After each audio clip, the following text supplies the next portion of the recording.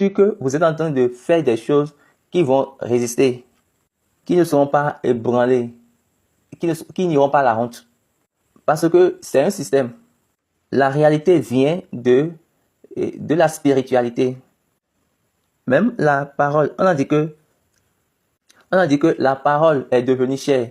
Cela signifie que cette parole-là vient de l'éternité. Et elle est devenue chair. Et elle a demeuré avec nous. Donc, c'est une manière en Dieu. Et il a fait ça de cette manière, car il a une congrégation. Dieu a une congrégation. Et cette congrégation, on a ce choix-là de Dieu. Pour être ce choix-là de Dieu, ce désir-là de Dieu, et il sera au-dessus de son peuple. Dieu va choisir un. Et ce un qu'il a choisi va être au-dessus de son peuple. Okay, laissez-moi dire ça de cette manière. Donc, quand nous voulons parler des choix de Dieu, quand nous entrons dans la Bible, nous pouvons dire 3 ou 4. Ça peut être 3 ou 4. 3 ou 4 bergers de la congrégation de Dieu. Ces congrégations, Dieu les a tournées et les a appelées brebis.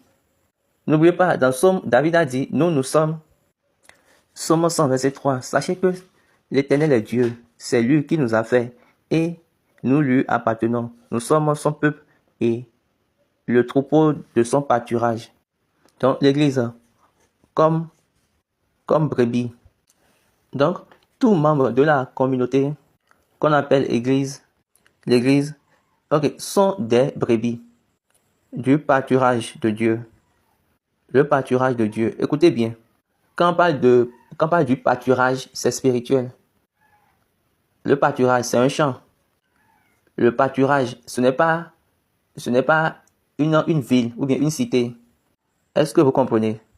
Donc, le pâturage, c'est un champ où se trouvent des herbes, là où se retrouvent des feuilles. Donc, un champ pour les brebis.